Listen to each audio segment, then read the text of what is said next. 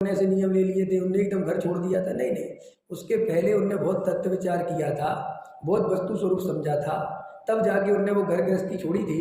लेकिन वो बीच का क्या किया क्या नहीं किया वो तो लिखा नहीं, और वो सीधा वैराग्य का लिख दिया कि अचानक उनने बादल फटते देखा, उनने ऐसा देखा, तारा टूटते देखा, बाल सफ़ेद देखा, किसी की मृत्यु देखी और एकदम संसार से पहले। ऐसा नहीं है, ऐसा जैन धर्म का कंसेप्ट नहीं है।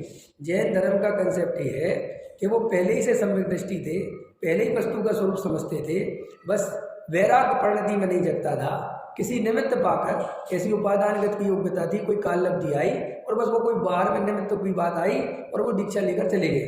तो उसमें क्या हुआ कि वो उनने जो तत्व विचार था, जो सम्यक दर्शन था, वो तो उसकी तो चर्चा हुई नहीं, और वो निमित्त का कथन प्रधान हो गया कि देखो देखो उनने संसार की क्षणभंगुरता जान के छोड़ दी। लेकिन नहीं, संसार की क्षणभंगुरता के पहले आत्मा का ध्रुव बना देखा था, आत्मा का त्रिकाली गायक भगवान आत्मा का श्रद्धान किया था, उसकी अनुभूति की थी, अपने को आत्मा जाना था।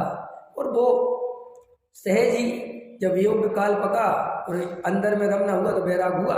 लेकिन चूंकि जगत निमित्ताधीन दृष्टि वाला है और अपने स्वरूप को नहीं पहचानता, इसलिए बताने वाला निमित्त की तरफ से कथन करता है, क्योंकि हम सब काय को पहचानते हैं, निमित्त को। जैसे मान के चलो मैं आपको कहूँ कि ये राजा है और ये आत्मा का ध्यान किया और दीक्षा ले लिया, आपको कुछ समझ में नहीं आता आपको, क्योंकि आत्मा का परिचय नहीं, क्या ध्यान किया, उसमें क्या आनंद आया, इसका हमें परिचय नहीं है।